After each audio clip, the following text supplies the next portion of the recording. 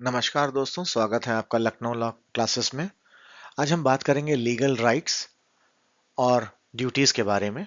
तो अक्सर आपने देखा होगा कानून की किताबों और जजमेंट में हम अक्सर राइट अधिकार शब्द को देखते हैं, लेकिन समस्या यह है कि राइट शब्द का प्रयोग अलग अलग जगहों पे अलग अलग अर्थ देता है।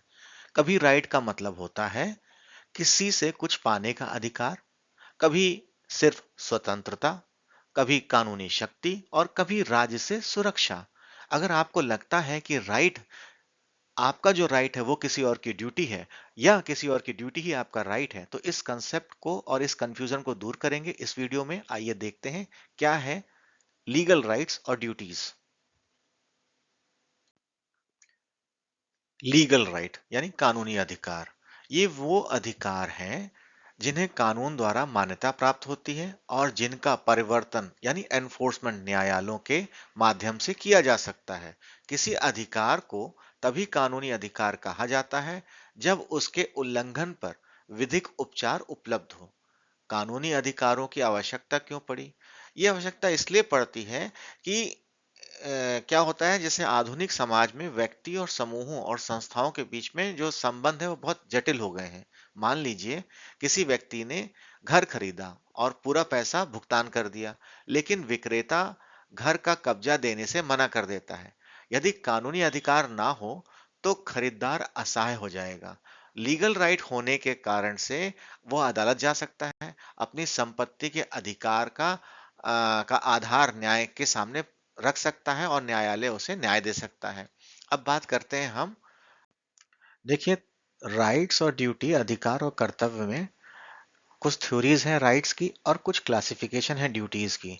तो हम सबसे पहले थ्योरी समझते हैं। थ्योरीज ऑफ राइट्स, इसमें तीन थ्योरीज हैं: विल थ्योरी, इंटरेस्ट थ्योरी और प्रोटेक्शन थ्योरी। तो विल थ्योरी कहती है कि राइट का मतलब किसी व्यक्ति को वो लीगल पावर देना है जिससे वह दूसरों के कंडक्ट को अपनी इच्छा यानी विल के अनुसार नियंत्रण कर सके। राइट का अधिकार यहाँ पे विल यानी चॉइस से भी है, और ड्यूटी इसलिए होती है ताकि राइट होल्डर की इच्छा पूरी हो सके। एग्जाम्पल के लिए, ए और बी के बीच में कॉन्ट्रैक्ट होता है। ए चाहे तो परफॉर्मेंस मांग सकता है, यानी बी के साथ कुछ अनुबंध या संविदा हुई है। अब जो ए है उसकी ये इच्छा है कि वो पूछे कि तुम बताओ तुमने क्या परफॉर्म किया, तुमने क्या काम किया, क्योंकि ये विल थ्योरी के हिसाब से है। ठीक है। अब इसी तरह से आप एग्जाम्पल में समझिए, जैसे माइनर है, लुनैटिक है, अनबॉर्न चाइल्ड है, उसको विल थ्योरी में एक्सप्लेन नहीं किया गया। वो अपनी जो इच्छाएं हैं वो नहीं मांग सकते। ठीक है। अनबॉर्न चाइल्ड वो कैसे, अजन्मा बच्चा कैसे अपनी इच्छा प्रकट कर सकता है? ठीक, ये उसका एग्जाम्पल हुआ और क्रिटिसिज्म भी। अब आती है बात इंटरेस्ट थ्योरी की। तो इंटरेस्ट थ्योरी का मतलब है जो राइट लीगली प्रोटेक्टेड इंटरेस्ट हो, जिसमें जिसमें लीगली इंटरेस्ट को प्रोटेक्ट किया जाए। इंटरेस्ट पहले से ही होते हैं, लॉ उस पे इंटरेस्ट लॉ उसके इंटरेस्ट को प्रोटेक्ट करता है, यानी प्रोटेक्शन मिलने पर वह राइट बन जाता है। एग्जाम्पल के लिए, एक बच्चे को मेंटेनेंस का राइट मिला है। बच्चा अपनी इच्छा नहीं बता सकता कि ये मुझको जो है ये राइट दिया जाए, लेकिन उसका जो इंटरेस्ट है वो लॉ ने प्रोटेक्ट किया हुआ है। और पेरेंट की ड्यूटी बनती है, पेरेंट की इसमें ड्यूटी है कि वो उसकी उस इच्छाओं को पूरा करे। तो ये हो गई इंटरेस्ट थ्योरी। ये थ्योरी सोशल वेलफेयर के लिए बहुत अच्छी है और वो उस एस्पेक्ट को एक्सप्लेन करती है। तीसरी थ्योरी है प्रोटेक्शन थ्योरी। प्रोटेक्शन थ्योरी में क्या है? इस थ्योरी का एक सिंपल सा लॉजिक है, जहां रेमेडी है वहां राइट है। एक फ्रेज यूज किया जाता है, उबी जस इबी रेमीडियम। राइट तभी मीनिंगफुल है जब कोर्ट उसे प्रोटेक्ट करे और उसकी रेमेडी अवेलेबल हो। ठीक है। तो ये ओबी जस ईबी रेमीडियम को आप यूज कर सकते हैं प्रोटेक्शन थ्योरी में। एग्जाम्पल के लिए, प्रॉपर्टी राइट एक मीनिंगफुल है। ठीक है, क्योंकि उसमें इंजेक्शन है, डैमेजेस है, रिकवरी ऑफ पोजेशन यानी कब्जा है, जैसी रेमेडीज हैं। अगर किसी ने हमारी प्रॉपर्टी पे कब्जा कर लिया तो हम उस प्रॉपर्टी पे जो हमारा डैमेज हुआ है उसकी हम रिकवरी ले सकते हैं, उसका हम भरपाई ले सकते हैं, हम उसे सूट कर सकते हैं, कोर्ट में देख सकते हैं, हम उस पोजेशन, उस कब्जे को हम उसको अपने तरफ ला सकते हैं, अपनी तरफ कब्जा कर सकते हैं, रिकवर कर सकते हैं अपनी प्रॉपर्टी। ठीक, ऐसे ही इसी में जो चीजें नहीं हैं प्रोटेक्शन थ्योरी में, वो है मॉरल राइट। ठीक है, इस थ्योरी में मॉरल राइट को एक्सप्लेन नहीं किया गया है। ठीक, अब बात करते हैं क्लासिफिकेशन ऑफ ड्यूटीज की। तो आपने थ्योरीज समझ ली, अब क्लासिफिकेशन ऑफ ड्यूटीज को देखिए। जब एग्जाम में पूछा जाए तो आप इसको अगर इस तरह लिखेंगे तो आपको ज्यादा नंबर मिल सकते हैं। तो सबसे पहली थ्योरी है पॉजिटिव और नेगेटिव ड्यूटी, जिसमें कुछ करने की ड्यूटी है, जैसे टैक्स पे करना, बच्चे का मेंटेनेंस देना, एक्सीडेंट विक्टिम की हेल्प करना। ये कुछ लॉ में दिए गए प्रावधान है जिसको हम कहेंगे पॉजिटिव ड्यूटी है। नेगेटिव ड्यूटी क्या हो जाएंगी अब? कुछ ना करने की ड्यूटी। एग्जाम्पल के लिए चोरी ना करना, ये एक नेगेटिव ड्यूटी है। ट्रेसपास ना करना, है ना, किसी को हार्म ना करना, किसी को इंजर्ड ना करना, ये हमारी नेगेटिव ड्यूटी है। मगर आप करते हो, अगर नेगेटिव ड्यूटी आप करते हो, उसका पालन करते हो, तो आपके ऊपर केस हो सकता है, आपको दंडित किया जा सकता है। तो ये ड्यूटीज नेगेटिव और पॉजिटिव के हिसाब से क्लासिफिकेशन है। दूसरी है प्राइमरी और सेकेंडरी ड्यूटी। अब प्राइमरी ड्यूटी का मतलब जो ओरिजिनल ड्यूटी है, सोसाइटी में शांति बनाए रखना आपकी प्राइमरी ड्यूटी है। ठीक है, अब सेकेंडरी ड्यूटी क्या होती है? जो प्राइमरी ड्यूटी को ब्रीच करे, प्राइमरी ड्यूटी को तोड़े, है ना, डैमेज करे। शांति अगर आपकी प्राइमरी ड्यूटी है सोसाइटी में शांति बनाए रखना, और आप उसको डैमेज करते हो, तो आपको सेकेंडरी ड्यूटी करनी, सेकेंडरी ड्यूटी आप कर रहे हो, यानी शांति के अवहेलना पर आपको दंडित किया जाएगा, पनिशमेंट होगी, भुगतान भी होगा। इसके बाद बात आती है एब्सोल्यूट और रिलेटिव ड्यूटीज की। अब एब्सोल्यूट ड्यूटी कौन सी होती है? जो एक आप इंसान हो जो सबके लिए अनिवार्य है, ड्यूटी टुवर्ड्स एवरीवन, है ना। अब ये कैसा है? जैसे आप कहोगे चोरी ना करना, ये सबके लिए है, कोई चोरी ना करे, है ना। और रिलेटिव ड्यूटी क्या है? ड्यूटी टुवर्ड्स स्पेसिफिक पर्सन, किसी एक पर्टिकुलर आदमी के लिए आप ड्यूटी कर रहे हो, है ना। जैसे कि आपने कोई कर्ज लिया, अब आपको वो चुकाना है, बैंक को वो पैसा वापस करना है। ठीक, ईएमआई दे करके या जैसे भी आप सेटल करते हैं। ऐसे ही आप कहीं नौकरी करते हो, तो आप उस नौकरी में आप रिलेटिव ड्यूटी करते हो, क्योंकि वहां पे आप जो आपका एम्प्लॉयर है, जो आपका मालिक है, आप उसके दिए हुए काम को करते हो। तो इससे ये पूरा हो जाता है रिलेटिव ड्यूटी। तो अब ये दोनों कंसेप्ट क्लियर हो गए होंगे, थ्योरीज ऑफ राइट और क्लासिफिकेशन ऑफ ड्यूटी। नेक्स्ट आता है हमारा element of essential element of rights. ये क्यों जरूरी है? ये देखिए, ड्यू एक और बात और याद रखिएगा, इनको कैसे कोरिलेट करेंगे राइट्स और ड्यूटी को। तो ये इनको कोरिलेट ऐसे समझिए कि राइट के बिना ड्यूटी मीनिंगलेस है, और ड्यूटी के बिना राइट पर्पसलेस है। ठीक है, अगर ये आप लाइन याद रखेंगे और कहीं कोट करते हैं एग्जाम में, तो आपको अच्छा मार्क्स मिलने की उम्मीद रहेगी। अब बात करते हैं एसेंशियल एलिमेंट ऑफ राइट, जो कि सालमन ने बताए। सालमन के हिसाब से 5 एसेंशियल एलिमेंट है। तो मैं बता दे रहा हूं क्योंकि समय कम बचा है, कल ही आप लोगों का एग्जाम है शायद।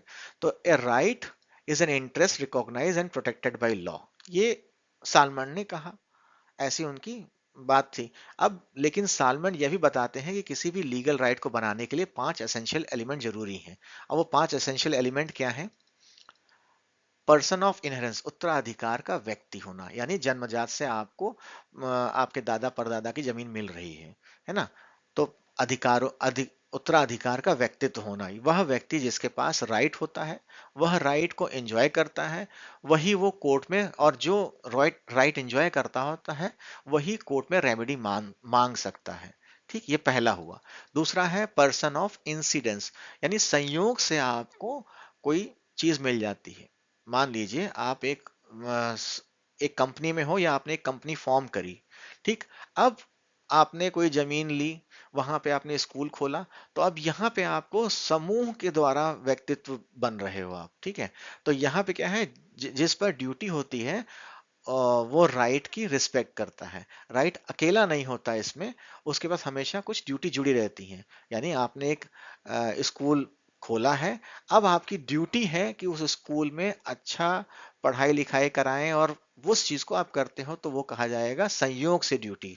ठीक है। तीसरी तीसरी सालमन ने जो बताई है essential element, content of right यानी अधिकारों की सामग्री, है ना। अब इसका इसका मतलब क्या है कि जो राइट होल्डर हैं वो कौन कौन सी उनको लीगल पावर मिलती है, जैसे यूज करने की पावर, एंजॉय करने की पावर, ट्रांसफर करने की पावर। ठीक है। तो ये जो मैंने अभी बताया आपको कि कंटेंट ऑफ अधिकारों की सामग्री, तो इसमें आप तीन चीजें लिखेंगे, यूज, एंजॉय और ट्रांसफर ऑफ पावर। ठीक है। अब चौथी जो एसेंशियल एलिमेंट है, subject matter of the right, अधिकार का एक विषय होना। ठीक है। राइट किसी चीज पर वही माना जाएगा जब उसका वो सब्जेक्ट मैटर होगा, जैसे प्रॉपर्टी, मनी, है ना, और रेपुटेशन और लिबर्टी। ऐसे ये पार्ट है जहां पे आपको सब्जेक्ट मैटर के बेस पे जाना होगा। यानी एग्जांपल के लिए आपके पास घर है, लैंड है, जमीन, एग्रीकल्चर जमीन है, या पैसा है, तो ये क्या है, ये आपके सब्जेक्ट मैटर है। ठीक है। और आखिरी जो एसेंशियल एलिमेंट है वो टाइटल ऑफ द राइट, अधिकारों का शीर्षक होना। राइट किसी लीगल सोर्स से मिलता है जिसमें कॉन्टेक्ट, ओनरशिप, इनहेरिटेंस और लॉ, ये जो चीजें हैं वो लीगल सोर्स में आती हैं। कॉन्टेक्ट करेंगे या ओनरशिप होगा या इनहेरिटेंस होगा या लॉ होगा, तभी आप जो कर जा करके उस टाइटल के लिए माने जाएंगे। जैसे सेल डीड बनाते हैं, सक्सेशन देते हैं, ये सब एक राइट के टाइटल्स हैं। ठीक है। अब बात करते हैं वेस्ले न्यूकॉम हॉफेल्ड के बारे में। ये एक अमेरिकी विधि शास्त्री थे, येल लॉ स्कूल के प्रोफेसर थे। येल यूनिवर्सिटी यूएस में है, YALE, येल यूनिवर्सिटी। उनका कहना था कि लॉ में राइट शब्द बहुत केयरलेसली यूज किया गया है, उसमें लीगल रीजनिंग को और कमजोर बना दिया है। उनका ये भी मानना है कि जो राइट है वो हर राइट राइट नहीं होता, अधिकार अधिकार नहीं होता, उसके नेचर से, राइट के अधिकार के नेचर से उनको अलग अलग किया जा सकता है। उनके चार जो संबंध हैं, राइट के चार संबंध कैसे समझेंगे, यानी अधिकार कर्तव्य के साथ, अधिकारों का, प्रिविलेज लिबर्टी का नो राइट यानी अधिकारी के अधिकारों का अभाव के साथ, शक्ति और उत्तरदायित्व, पावर और लिबर्टी के साथ क्या रिलेशन है, इसमें भी राइट्स या अधिकार आता है, और इसके इसके अंततः इम्यूनिटी और डिसेबिलिटी यानी प्रतिरक्षा और अशक्ति के बीच में। तो आइए इनको एक एक करके समझते हैं हम लोग। देखिए ये वाला टॉपिक अक्सर एग्जाम में आता है, तो उस पर ध्यान रखिएगा। अब हम बात करते हैं अधिकार और कर्तव्य के बारे में। तो सबसे पहले समझिए कि अधिकार का अर्थ क्या होता है। अधिकार का अर्थ है कानून द्वारा मान्यता प्राप्त वह शक्ति जिसे जिसके आधार पर कोई व्यक्ति किसी दूसरे व्यक्ति से कोई कार्य करवाने या रोकने की अपेक्षा कर सकता है। और अब कर्तव्य का क्या मतलब हो गया, है ना। कर्तव्य का मतलब है कानून द्वारा लगाया गया वह दायित्व जिसे निभाना अनिवार्य है। उदाहरण के लिए, जैसे आपने अभी, आपके हाथ में मोबाइल है या कभी आप मोबाइल खरीदने गए, तो आप जब मोबाइल खरीदने जाते हो तो आप क्या करते हो, आप उसका पूरा पैसा दे देते हो और अपेक्षा करते हो कि सामने वाला दुकानदार आपको वो मोबाइल दे दे। तो आप यहाँ पे जब पैसा दे रहे हैं पूरा, तो वो आपका अधिकार है कि दुकानदार आपको मोबाइल दे, और कर्तव्य दुकानदार का बनता है कि वह आपको मोबाइल सौंपे। ठीक है। अगर दुकानदार मान लीजिए मोबाइल देने से मना करता है, तो आप उस पर कानूनी कार्रवाई कर सकते हैं। तो याद रखने की बात यह है, जहां किसी का अधिकार होता है वहां किसी दूसरे पर कर्तव्य भी जरूरी होता है। दूसरी, अब हम पार्टीशन की बात करते हैं। स्वतंत्रता एक विशेषाधिकार और उसका कोरिलेशन अधिकार के अभाव से। स्वतंत्रता का विशेषाधिकार का क्या अर्थ है, किसी कार्य को करने या ना करने की कानूनी आजादी। और अधिकार के अभाव का अर्थ है सामने वाले व्यक्ति के पास उस कार्य को रोकने का कोई कानूनी अधिकार ना होना। आपकी अपनी पर्सनल लाइफ की ही बात करते हैं। आप अपने घर में बैठे हैं, मोबाइल यूज कर रहे हैं, रील देख रहे हैं या ये वीडियो ही देख रहे हैं, तो अब आपकी मर्जी है कब आप उस वीडियो को देखेंगे, कब उठेंगे, कब सोएंगे, कौन सा कपड़ा पहनेंगे। ये आपकी पर्सनल लिबर्टी है, प्रिविलेज है ना। इसका मतलब ये नहीं है कि पड़ोसी आकर के आपको ये सुविधा दे या उसका वो आपको रोके कि आप ये नहीं कर सकते हो, आप मोबाइल नहीं देख सकते हो। तो यहाँ पर जो दूसरा आदमी है उसको अधिकार का अभाव है और आपको आप अपने अधिकारों का विशेषाधिकार है। यहाँ याद रखने वाली बात यह है कि कोई कर्तव्य जहां नहीं है, सिर्फ रोकने का अधिकार नहीं है, वहां पे स्वतंत्रता, विशेषाधिकार है और अधिकार का अभाव है। ठीक, अब बात करते हैं तीसरी, शक्ति और उत्तरदायित्व की। तो शक्ति का क्या अर्थ है कानूनी भाषा में? किसी व्यक्ति की वह कानूनी क्षमता जिसके द्वारा वह किसी अन्य व्यक्ति की कानूनी स्थिति में परिवर्तन कर सकता है। उत्तरदायित्व का क्या अर्थ होगा फिर? दूसरे व्यक्ति व्यक्ति द्वारा प्रयोग की गई शक्तियों के परिणामों को सहन करने की कानूनी बाध्यता। ठीक, अब ये हो कैसे रहा है? अब ये आप चीज समझिए कि रियल लाइफ एग्जांपल में आप देखिए कि जैसे शादी की बात आती है या कोई कॉन्ट्रैक्ट आप करते हैं, है ना? आप किसी से अनुबंध करते हैं या संविदा करते हैं, तो कोई एक निर्णय होता है, ठीक है, कि हाँ ये आपको यह कानूनी शक्ति है, ठीक है, मतलब एक ए और बी के बीच में हो गया अनुबंध। अब अनुबंधों में कुछ शर्तें लगी हुई हैं, ठीक है, और उससे जुड़े हुए कुछ कानूनी परिणाम हैं। तो आप उस परिणामों के उत्तरदायित्व हो जाते हैं, लायबल हो जाते हैं, बाध्य हो जाते हैं। तो याद रखिए, जहां किसी के पास कानूनी शक्ति होती है वहां किसी दूसरे के पास उत्तरदायित्व भी आता है।